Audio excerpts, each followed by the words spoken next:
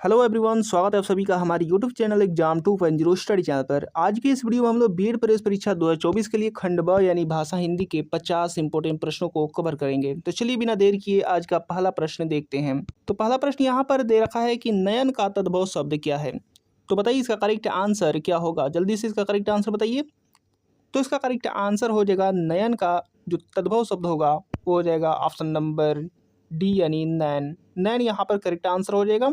अब अगला प्रश्न देखते हैं यहाँ पर 52 नंबर की पत्र का तद्भव शब्द क्या है। पत्र का तद्भव शब्द बताना है, तो जल्दी से इसका करेक्ट आंसर बताइए। पत्र का तद्भव शब्द क्या होगा 52 नंबर का। तो इसका करेक्ट आंसर हो जाएगा ऑप्शन नंबर बी यानी पत्र। तद्भव भी पत्र ही होता है। अगला प्रश्न देखते हैं यहाँ पर 53 नंबर की अंटी मारना का क्या अर्थ होता है। तो जल्दी से इसका करेक्ट आंसर बता दीजिए। तो ऑप्शन यहाँ पर दे रखा है और इसमें से करेक्ट आंसर हो जाएगा ऑप्शन नंबर सी यानी कम तौलना। ऑप्शन नंबर सी करेक्ट हो जाएगा। अगला प्रश्न यहाँ पर 54 नंबर दिया गया है कि निम्नलिखित में से कौन सी बिहारी भाषा की बोली नहीं है। तो बताइए इसका करेक्ट आंसर क्या होगा। तो इसका करेक्ट आंसर हो जाएगा ऑप्शन नंबर बी यानी छत्तीसगढ़ी। छत्तीसगढ़ी जो है वो बिहारी भाषा की बोली नहीं है। अगला प्रश्न देखते हैं 55 नंबर। अब यहाँ पर 55 नंबर दिया गया है कि पावक का संधि विच्छेद क्या होगा। जल्दी से इसका करेक्ट आंसर बता दीजिए। पावक का संधि विच्छेद क्या होता है। तो ऑप्शन यहाँ पर दे रखे हैं और इसमें से करेक्ट आंसर हो जाएगा ऑप्शन नंबर बी यानी पो धन अक यानी पावक यहाँ पर करेक्ट आंसर होगा। अगला प्रश्न देखते हैं 56 नंबर की अंधे के आगे रोना का क्या अर्थ है। तो जल्दी से इसका करेक्ट आंसर बता दीजिए। अंधे के आगे रोने का सही अर्थ बताइए। तो ऑप्शन यहाँ पर दे रखा है और इसमें से करेक्ट आंसर हो जाएगा ऑप्शन नंबर बी यानी व्यर्थ का प्रयत्न करना। अगला प्रश्न यहाँ पर 57 नंबर दिया गया है कि झांसी की रानी उपन्यास के लेखक कौन है। तो बताइए इसका करेक्ट आंसर क्या होगा। तो झांसी की रानी उपन्यास के जो लेखक हैं वो हैं वृंदावन लाल वर्मा यानी ऑप्शन नंबर ए करेक्ट हो जाएगा। अगला प्रश्न यहाँ पर 58 नंबर दिया गया है कि निम्न में से कौन सा पथिक का प्रवाची नहीं है। सॉरी, पथिक का प्रवाची है वो बताना है। तो इसका करेक्ट आंसर हो जाएगा मुसाफिर, बटोही और पंथी यानी ये तीनों के तीनों प्रवाची हैं पथिक का। तो इसका correct answer option number D हो जाएगा यानी ये सभी। अगला प्रश्न यहाँ पर 59 नंबर दिया गया है कि शिष्ट का विलोम शब्द क्या होगा। तो बताइए शिष्ट का विलोम शब्द बताना है, विपरीतार्थक शब्द। तो इसका करेक्ट आंसर हो जाएगा अशिष्ट यानी ऑप्शन नंबर सी करेक्ट हो जाएगा। अगला प्रश्न यहाँ पर 60 नंबर दिया गया कि बच्चों को थपकी देकर सुलाने का गीत क्या कहलाता है। तो इसका करेक्ट आंसर हो जाएगा ऑप्शनों में से ऑप्शन नंबर बी यानी लोरी।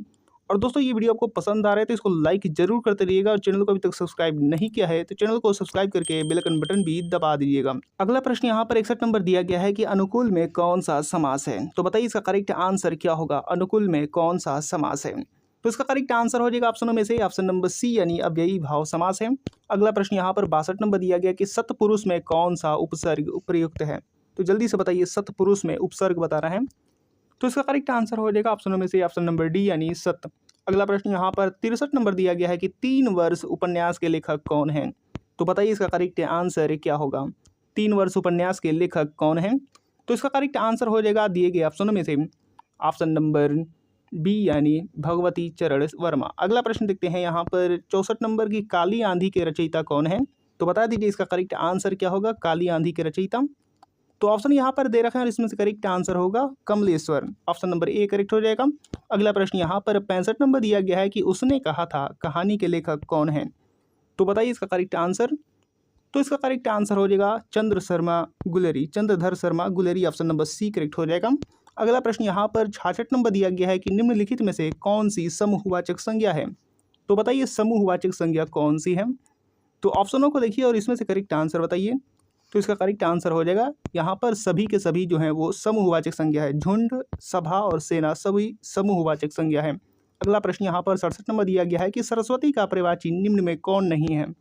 तो बताइए इसका करेक्ट आंसर क्या होगा। सरस्वती का प्रवाची कौन सा नहीं है। तो इसका करेक्ट आंसर हो जाएगा दिए गए ऑप्शनों में से ऑप्शन नंबर बी यानी इंदिरा। इंदिरा जो है यहाँ पर सरस्वती का प्रवाची नहीं होता है। अगला प्रश्न आगे देखते हैं 68 नंबर की। अगला प्रश्न यहाँ पर 68 नंबर दे रखा है कि निम्न में से कौन सा सूर्य का प्रवाची शब्द नहीं होता है। तो जल्दी से इसका करेक्ट आंसर बताइए। तो इसका करेक्ट आंसर हो जाएगा ऑप्शनों में से ऑप्शन नंबर डी यानी हिमांशु। अगला प्रश्न यहाँ पर कपटी दिया गया है। कपटी का विपरीतार्थक शब्द बताना है यानी विलोम शब्द बताना है। तो इसका करेक्ट आंसर हो जाएगा दिए गए ऑप्शनों में से ऑप्शन नंबर सी यानी निष्कपट। अगला प्रश्न यहाँ पर 70 नंबर दे रखा है कि उदात्त का विपरीतार्थक शब्द क्या है। तो जल्दी से इसका करेक्ट आंसर बताइए। उदात्त का विपरीतार्थक शब्द। तो इसका करेक्ट आंसर हो जाएगा अनुदात, यानी ऑप्शन नंबर सी करेक्ट हो जाएगा। अगला प्रश्न हम देखते हैं यहाँ पर 71 नंबर। अब यहाँ पर 71 नंबर दे रखा है कि इनमें से कौन सही सुमेलित नहीं है। तो जल्दी से इसका करेक्ट आंसर बताइए, तो कौन सा सही सुमेलित यहाँ पर नहीं है। तो दिए गए ऑप्शनों में से करेक्ट आंसर हो जाएगा ऑप्शन नंबर ए, यानी विवाद, विवादास्पद। यहाँ पर विवाद का विवादास्पद नहीं होता है। अगला प्रश्न देखते हैं 72 नंबर। 72 नंबर दिया गया है कि पसीने से उत्पन्न के लिए एक शब्द क्या होगा। तो जल्दी से इसका करेक्ट आंसर बताइए। तो इसका करेक्ट आंसर हो जाएगा दिए गए ऑप्शनों में से ऑप्शन नंबर ए, यानी स्वेदज कहा जाता है पसीने से उत्पन्न के लिए। अगला प्रश्न यहाँ पर दिया गया 73 नंबर, जो पहरा देता है के लिए शब्द क्या होगा। तो जल्दी से इसका करेक्ट आंसर बताइए। जो पहरा देता है उसके लिए एक शब्द बताना है। तो इसका करेक्ट आंसर हो जाएगा दिए गए ऑप्शनों में से ऑप्शन नंबर बी, यानी प्रहरी। अगला प्रश्न 74 नंबर यहाँ पर दे रखा है और इसका कमेंट बॉक्स में आप लोग उत्तर बताएंगे कि युग का निर्माण करने वाला एक शब्द क्या होगा। तो जल्दी से बताइए इसका करेक्ट आंसर कमेंट बॉक्स में। युग का निर्माण करने वाला के लिए एक शब्द क्या होता है। तब तक हम अगला प्रश्न देखते हैं, इसका कमेंट बॉक्स में आप लोग जवाब दीजिएगा 74 नंबर का। अगला प्रश्न यहाँ पर 75 नंबर दिया गया है कि कहीं का नहीं रहना किस मुहावरे का अर्थ है। तो जल्दी से बताइए इसका करेक्ट आंसर। तो इसका करेक्ट आंसर हो जाएगा ऑप्शनों में से ऑप्शन नंबर बी, यानी घर का न घाट का। इसका अर्थ होता है कहीं का नहीं रहना। अगला प्रश्न देखते हैं 76 नंबर की दो टुक बात कहना। तो बताइए इसका करेक्ट आंसर क्या होगा। तो इसका करेक्ट आंसर मैं आपको बता दे रहा हूँ। इसका करेक्ट आंसर हो जाएगा स्पष्ट कह देना। दो टुक बात कहने का मतलब स्पष्ट कह देना। अगला प्रश्न यहाँ पर 77 नंबर दिया गया है कि मुँह की खाना मुहावरे का सही अर्थ क्या है। तो जल्दी से इसका करेक्ट आंसर बता दीजिए। तो इसका करेक्ट आंसर हो जाएगा मुँह की खाना का मतलब बुरी तरह हारना। ऑप्शन नंबर ए नहीं, यहाँ पर सी करेक्ट हो जाएगा।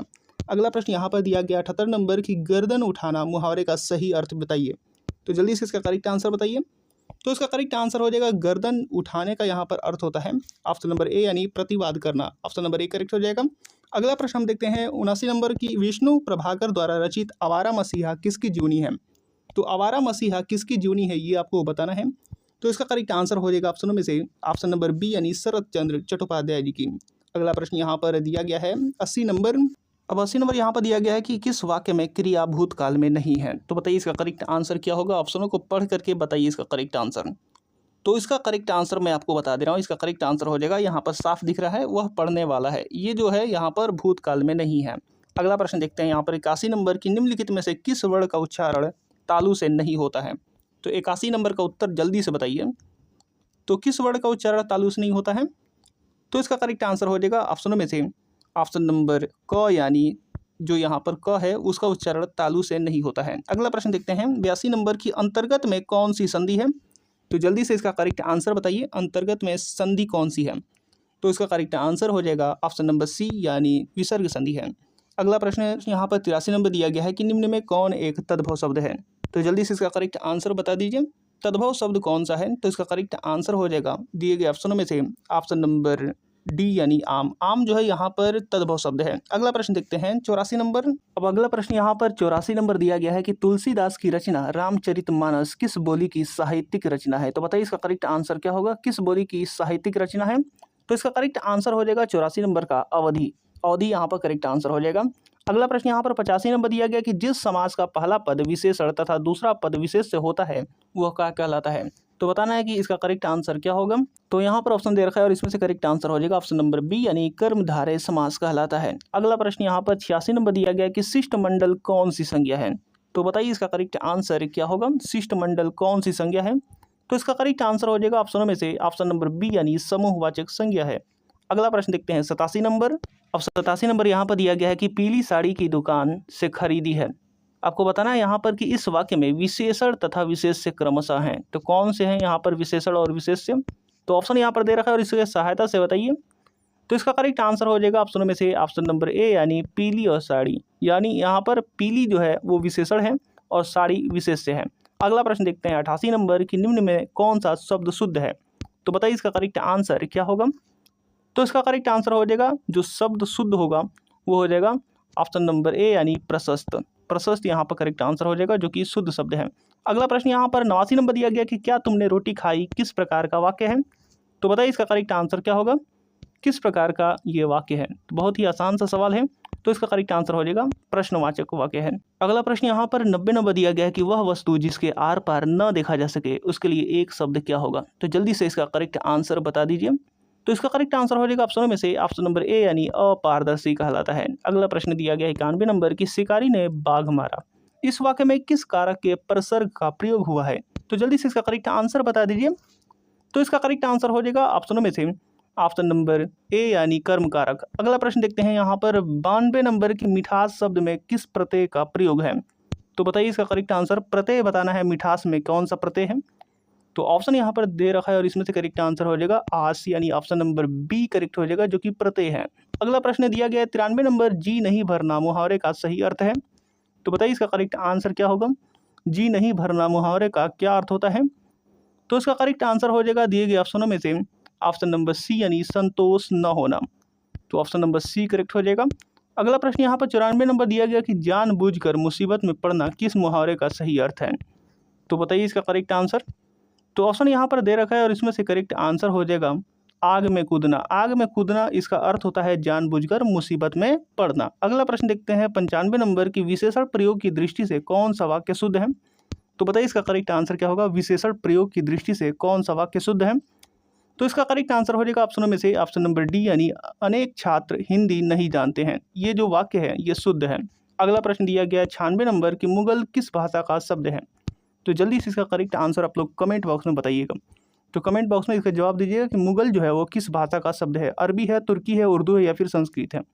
अगला प्रश्न तब तक देखते हैं 97 नंबर की हिंदी शब्द का प्रयोग सर्वप्रथम किस भाषा की रचना है? तो बताएं इसका करेक्ट आंसर क्या होगा? किस भाषा की रचना में हुआ है? तो इसका करेक्ट आंसर हो जाएगा ऑप्शन नंबर डी यानी फारसी। अगला प्रश्न दिया गया है यहाँ पर 98 नंबर की परिवार किस संज्ञा का उदाहरण है? तो बताइए परिवार जो है वो किस संज्ञा का उदाहरण है? तो इसका करेक्ट आंसर हो जाएगा दिए गए ऑप्शनों में से ऑप्शन नंबर डी यानी समूहवाचक संज्ञा की। अगला प्रश्न यहाँ पर 99 नंबर दिया गया है कि यशोदा हरि पालने झुलावे, हलरावे दुलरावे मल्हावे, जोई सोई कछुकावे, इन पंक्तियों में कौन सा रस है? तो कौन सा रस है ये आपको बताना है। तो इसका करेक्ट आंसर हो जाएगा यहाँ पर वात्सल्य रस है। वात्सल्य रस यहाँ पर करेक्ट आंसर हो जाएगा। अगला और इस वीडियो का लास्ट प्रश्न यहाँ पर दिया गया है 100 नंबर की निम्न में कौन सा शब्द शुद्ध है? तो बताइए इसका करेक्ट आंसर क्या होगा? कौन सा शब्द शुद्ध है? तो इसका करेक्ट आंसर मैं आपको बता दे रहा हूँ। इसका करेक्ट आंसर हो जाएगा दिए गए ऑप्शनों में से ऑप्शन नंबर सी यानी ज्योतिर्मय। ज्योतिर्मय यहाँ पर शब्द शुद्ध है। तो दोस्तों उम्मीद करता हूँ कि वीडियो आपको पसंद आया होगा और अभी तक इसको लाइक नहीं किया है तो इसको लाइक कर दीजिए और चैनल को अभी तक सब्सक्राइब नहीं किया है तो चैनल को सब्सक्राइब करके बेल आइकन बटन भी दबा दीजिए। तो मिलते हैं अगले वीडियो में, तब तक के लिए धन्यवाद।